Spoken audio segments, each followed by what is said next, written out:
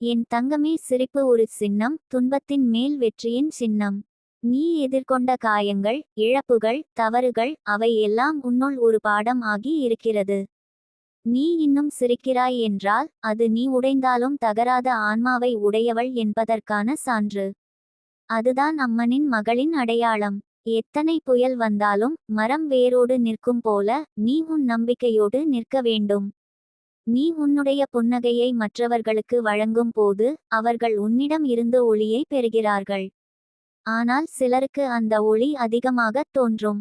அவர்கள் இன்னும் தங்களின் இருளில் வாழ்கின்றனர். அதனால் அவர்களுக்கு உன் சிரிப்பு வலியாக இருக்கும்.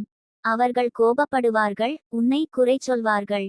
ஆனால் நீ அதை கேட்டு மனம் உடையாதே. அந்த எதிர்ப்பு உன் ஒளியை அதிகரிக்கிறது.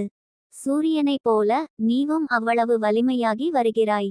என் தங்கமே, உலகம் உன் சிரிப்பை மதிக்கவில்லை என்றாலும் வானம் அதை பாராட்டுகிறது. ஒவ்வொரு முறையும் நீ சிரிக்கும் போது வானத்தில் ஒரு அலை பரவுகிறது. அந்த அலை உன் வாழ்வில் நல்ல சக்திகளை ஈர்க்கும். அது உன் விதியை மாற்றும். உன் சிரிப்பு உன் வாழ்க்கையின் திசையை மாற்றக்கூடிய சக்தி. நீ சிரித்தால் உன் இதயம் திறக்கும், இதயம் திறந்தால் அருள் வந்து சேரும். அதனால் அம்மன் எப்போதும் சொல்கிறாள், சிரித்து வாழ் மகளே. சில நேரம் உனக்கு தோன்றும், நான் சிரிக்கிறேன், ஆனால் உலகம் என்னை புரிந்து கொள்ளவில்லை. அதற்காக கவலைப்படாதே. அம்மன் உன்னை புரிந்துகொள்கிறாள். அவள் உன் ஒவ்வொரு சிரிப்பையும் கணக்கில் எடுக்கிறாள். நீ சிரித்த அந்த ஒரு நொடி கூட உன் வாழ்க்கையில் துன்பத்தை விலக்கும் சக்தியாக மாறும். நீ சிரிக்கும் போது உன் மூச்சில் இருந்து ஒரு நேர்மறை அலை வெளிப்படும். அந்த அலை உன் வீடையும் உன் குடும்பத்தையும் காப்பாற்றும். அந்த அலை சில நேரம் உன் எதிரிகளின் மனதில் கலக்கத்தை உண்டாக்கும். அதனால்தான் அவர்கள் கோபப்படுகிறார்கள். ஆனா என் தங்கமே, அது உன் குறையல்ல, அது உன் வலிமை. உன் ஒளி இருளை தாக்குகிறது. அந்த தாக்குதலால் இருள் வலி அடையும். ஆனால் அது தான் ஒளியின் பண்பு. இருள் ஒளியை வெல்ல முடியாது. அதனால் நீ உன் ஒளியை, உன் சிரிப்பை, உன் பாசத்தை பகிர்ந்து கொண்டே இரு. நீ உன்னுடைய சிரிப்பை நிறுத்தினால் உலகம் ஒரு ஒளியை இழக்கும். உன் சிரிப்பு யாரோ ஒருவருக்கு நம்பிக்கை ஆகும். உன் புன்னகையால் யாராவது இன்று அழுவதை நிறுத்துவார்கள். உன் புன்னகையால் யாராவது தம்மை மீண்டும் நம்புவார்கள். அதனால் சிரிப்பை ஒரு கடமை மாதிரி நினை. அது உன் வாழ்க்கையின் தெய்வீக கடமையாகும். அம்மன் உனக்கு சொல்கிறாள், உன் புன்னகையை என் ஆசீர்வாதமாக கொடு. நீ அதை உலகத்துடன் பகிரும் போது உன் வாழ்வில் புதிய கதவுகள் திறக்கும். உன் வாழ்க்கை நீ நினைக்காத உயர்வுகளை அடையும். உன் சிரிப்பால் உன் குரல் வலிமையாகும், உன் மனம் தைரியமாகும், உன் ஆன்மா தெளிவாகும். யாரேனும் கோபப்படுகிறார்கள் என்றால் அவர்கள் உன்னிடம் இருந்து அந்த ஒளியை உணர்கிறார்கள் என்பதற்கான சான்று. அவர்கள் உன் வழியில் கற்கள் எறிந்தால் அந்த கற்களை நீ உன் அரண்மனைக்கான அடிக்கல் ஆக்கு. அவர்கள் சொன்ன வார்த்தைகள் உன் மனதை காயப்படுத்தினாலும் நீ அவற்றை உன் வளர்ச்சிக்கான பாடமாக மாறச் செய். நீ உன் சிரிப்பால் தான் அதை செய்ய முடியும். உன் புன்னகை ஒரு போர்வாள் மாதிரி. அது மிரட்டாது, ஆனால் வெற்றியை கொடுக்கும். என் தங்கமே, சில நேரம் நீ உன் கண்ணாடியில் உன்னை பார்த்து சிரித்துப் பார். அந்த சிரிப்பில் நீயே உன் சக்தியை உணர்வாய். உன்னுள் ஒரு ஒளி மின்னும். அது அம்மனின் ஒளி. அவள் உன்னுள் உறைந்திருக்கிறாள். உன் சிரிப்பு அவளுடைய குரல். அதனால் தான் யாராவது உன் சிரிப்பை தாங்க முடியாமல் போகிறார்கள். அவர்கள் அந்த தெய்வீக குரலை உணர்கிறார்கள், ஆனால் இன்னும் அதற்குள் நுழையவில்லை. அவர்களை நீ மன்னிக்க வேண்டும். உன் மனம் பெரியது, உன் ஆன்மா உயர்ந்தது. நீ சிரித்து அவர்களுக்கு பிரார்த்தனை செய். அம்மா, இவர்கள் மனசுக்கு அமைதி கொடு என்று சொல்லு. அந்த பிரார்த்தனை அவர்கள் மனதை மெதுவாக மாற்றும். ஒரு நாள் அவர்கள் உன் சிரிப்பின் அர்த்தத்தை புரிந்துகொள்வார்கள். அவர்கள் தங்களும் சிரிக்கத் தொடங்குவார்கள். அதுதான் உன் ஒளியின் வெற்றி. உன் புன்னகை ஒரு இசை மாதிரி. அது மனத்தின் ராகம். சிலருக்கு அது இனிமையாக இருக்கும், சிலருக்கு அது குரோதத்தை கிளப்பும். ஆனாலும் இசையை யாராலும் நிறுத்த முடியாது. அந்த இசை கடவுளின் பரிசு. அதேபோல உன் சிரிப்பு ஒரு பரிசு. அதை பாதுகாத்துக் கொள். அதை யாருக்கும் ஒப்படைக்காதே. அது உன்னுடைய தனிப்பட்ட அருள். உன் வாழ்க்கையில் எத்தனை தடைகள் வந்தாலும், எத்தனை பேர் உன்னை குறை சொன்னாலும் நீ ஒரு புன்னகை போடு. அந்த புன்னகை உன் வலிமையை காட்டும். அம்மன் உன்னிடம் நிம்மதியாக பார்ப்பாள். அவள் சொல்லுவாள், என் மகள் இன்னும் சிரிக்கிறாள், அவள் இன்னும் என்மீது நம்பிக்கை வைத்திருக்கிறாள். அதுதான் வாழ்க்கையின் மெய்யான அர்த்தம் தங்கமே. சிரிப்பு என்பது ஆன்மாவின் சத்தம். அதை யாரோ கேட்டு கோபப்படலாம், ஆனால் அந்த சத்தம் உலகத்தை மாற்றும். நீ சிரிக்கிற வரை உன் வாழ்வில் இருள் நிலைக்காது. அம்மன் உன்னுடன் இருக்கிறாள், உன் ஒவ்வொரு சிரிப்பிலும் அவள் உயிர்ப்பெடுக்கிறாள். அதனால் சிரித்து வாழ் என் தங்கமே, சிரித்து ஒளி பாய்த்து உலகத்தை மாற்று. உன் சிரிப்பால் நீ யாரோ ஒருவரின் வாழ்க்கையை ஒளிவிடச் செய்யப் போகிறாய், அதுதான் உன் தெய்வீக பணி. குடும்பம் என்பது ஒரு மரம் போல.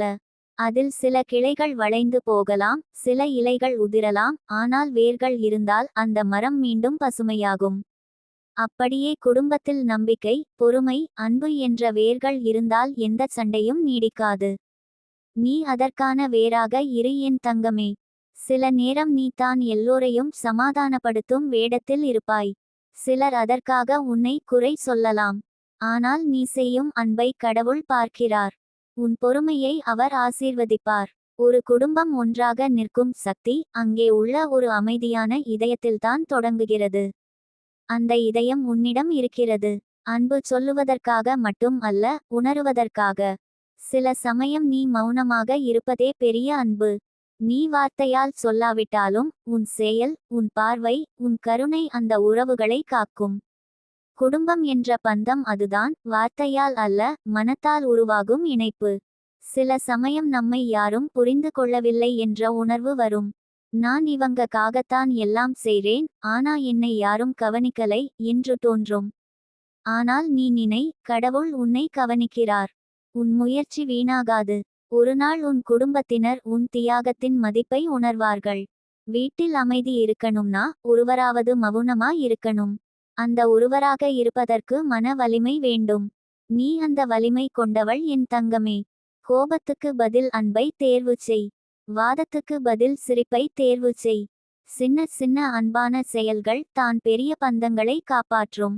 சிலர் உன்னை குறைத்து மதிக்கலாம், நீ செய்யும் நல்லதை பார்த்து கூட மதிப்பிட மாட்டார்கள். ஆனால் நினை, நீ நல்லவளாக இருப்பதற்கான காரணம் மற்றவர்களின் பாராட்டல்ல. அது உன் இதயத்தின் நன்மை. அன்பு தன்னலம் இல்லாமல் கொடுக்கும்போது தான் கடவுள் அதை பெருக்கி ஆசீர்வதிப்பார். உன் குடும்பம் சில நேரம் சிதறி போகும் மாதிரி தோன்றலாம். ஆனால் நீதான் அந்த குடும்பத்துக்கு இணைப்பு. நீ அன்பு காட்டினால் மற்றவர்கள் மெதுவாக மாறுவார்கள். ஒரு மென்மையான சொல் சில சமயம் ஒரு கடினமான மனத்தையும் உருக்கிவிடும். அதனால் பேசும் ஒவ்வொரு வார்த்தையையும் அன்போடு தேர்வு செய். கடவுள் நம்மை ஒரு குடும்பத்தில் சேர்த்தது காரணமில்லாமல் இல்லை. அவர் அறிந்தார் அந்த உறவுகள் நம்மை வடிவமைக்கப் போகிறது என்று. சிலர் நம்மை சோதிக்க வருவார்கள், சிலர் நம்மை காத்துக்கொள்ள வருவார்கள், சிலர் நம்மை கற்றுக் கொடுக்க வருவார்கள். ஆனால் எல்லோரும் நம்ம வாழ்க்கையில் ஒரு அர்த்தம் கொண்டவர்கள்தான். நீ எப்போதும் உன் வீட்டை ஒளியாய் வைக்க நினை. எவ்வளவு சுமை இருந்தாலும் உன் முகத்தில் சிரிப்பு இருக்கட்டும். அந்த சிரிப்பு உன் வீட்டின் சக்தி. சின்ன சின்ன மகிழ்ச்சிகளை பகிர்ந்துகொள். ஒரு நல்ல வார்த்தை, ஒரு சிறிய நன்றி, ஒரு அரவணைப்பு, இவை எல்லாம் வீட்டில் பெரிய அமைதியை உருவாக்கும். நீ குடும்பத்தில் சமநிலையை காப்பாற்றுகிறவள் என்றால் அதற்காக பெருமை கொள். அது எளிதல்ல. அன்பை வைத்து காப்பது பலமானவர்களுக்கே முடியும். கோபம் கொண்டு அழிப்பது எளிது, ஆனால் பொறுமையுடன் காப்பது கடினம். நீ அந்த வலிமை கொண்டவள்.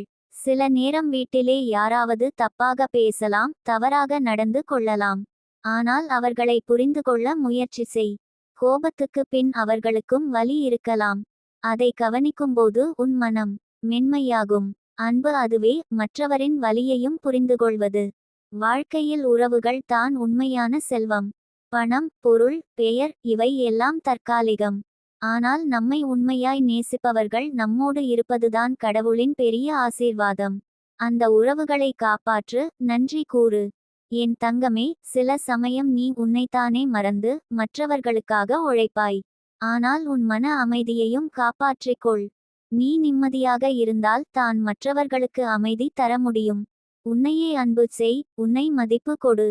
அதுவே குடும்பத்துக்கும் நல்ல ஆற்றலை கொடுக்கும். குடும்பத்தில் ஒற்றுமை இருக்க வேண்டும்னா அங்கே உள்ள ஒவ்வொருவரும் தங்கள் பங்கை செய்யணும். சில நேரம் நீ அதிகமாக தியாகம் செய்திருந்தாலும் கடவுள் உன் இதயத்தின் உண்மையை பார்க்கிறார். அந்த தியாகம் வீணாகாது. ஒருநாள் அந்த அன்பு திரும்பி உன்னிடம் 10 மடங்கு வரும். நீ அன்பை விதை போல விதை. அது உடனே முளைக்காது. ஆனால் ஒருநாள் அது பெரிய மரமாகி அதன் நிழலில் உன் குடும்பம் அமைதியாய் இருக்கும். அந்த நாளுக்காகவே இன்றைய பொறுமை. அதனால் மனம் தளராதே. எது நடந்தாலும் யாரும் உன்னை புரியாவிட்டாலும் உன் மனசை நன்னாயே வைத்துக்கொள். உன் மனம் தூய்மையாக இருந்தால் கடவுளின் அருள் தானாக உன் வீட்டுக்குள் வரும். அன்பு, அமைதி, நம்பிக்கை இவைதான் ஒரு குடும்பத்தின் 3 தூண்கள். நீ அவற்றில் ஒன்றாக இருந்தால் வீடு முழுவதும் ஒளியாய் மாறும்.